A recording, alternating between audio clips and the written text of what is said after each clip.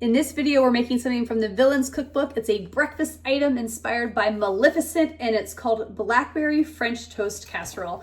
And I'll show you a picture here. If you've been following along, we made a French toast casserole before. It was in the Princess cookbook, and this one's actually different.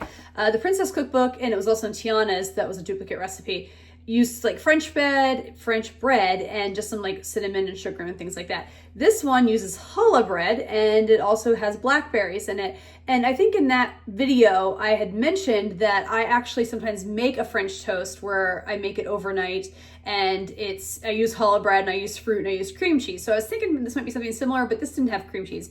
And this one's different too, is you don't actually need to make it the day before and let it soak overnight. You actually kind of prepare it, all your stuff, you put it in the fridge and let it soak for only like 30 minutes, and then you bake it. So it's a little bit of a faster way than doing an overnight French toast casserole, but we're gonna show you the clips of me putting it together next. This is my loaf of challah bread that I bought at the store. And I'm gonna go through and slice it and cut it into 1-inch cubes. The cubes will then go on a cookie sheet that I'll put in the oven and let them cook for a little bit until they're dried out but not browned.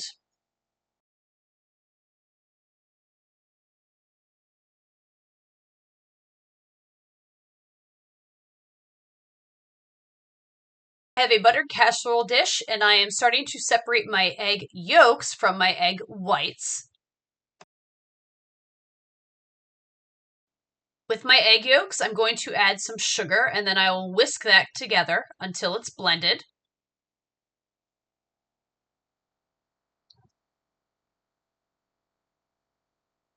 Now I'm adding half and half in to the mixture.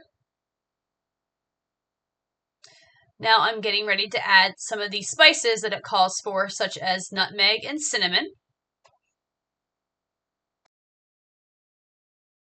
Whisking it all together.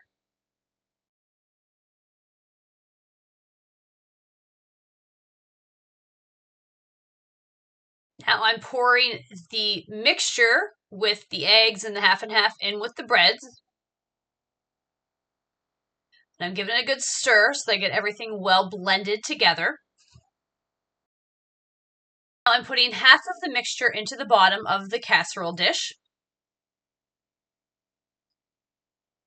And I'm going to top it with some blackberries, and then after that I will add the remaining top mixture to the top and then pour any leftover juice on top of it too.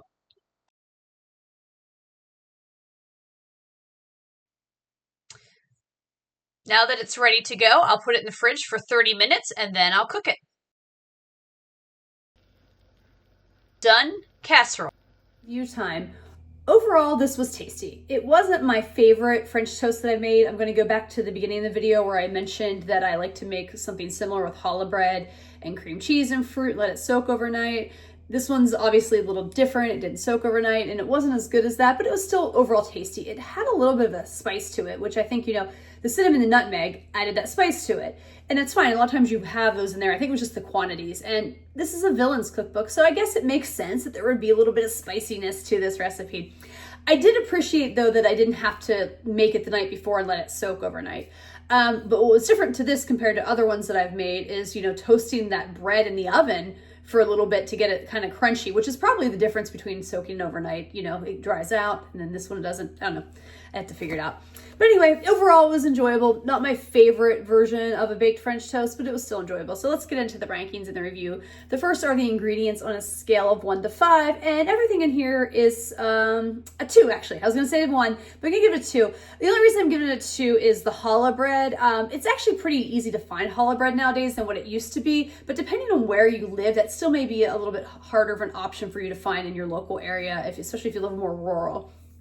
Difficulty level on a scale of 1 to 5, I'm gonna give it a 2, maybe a 1.5, only because, you have to toast that bread in the oven. And if you don't pay attention, you could burn that easily. So you have to kind of be careful there. So it's relatively simple and easy as you saw, but there's that one step that I'm gonna just kind of bump it up a little bit. And then would I make this again on a scale of 1 to 5? And I'm gonna put a 3, which means I'm neutral, I'm in the middle. Again, I've made stuff like this before. This was probably not my favorite version of a baked French toast, but again, I appreciate the fact that you don't need to soak it overnight and there's options to it. So I'm not really sure if it is something I'll make again, but I'm not going to rule it out. So that's why I'm going to keep it at a neutral 3.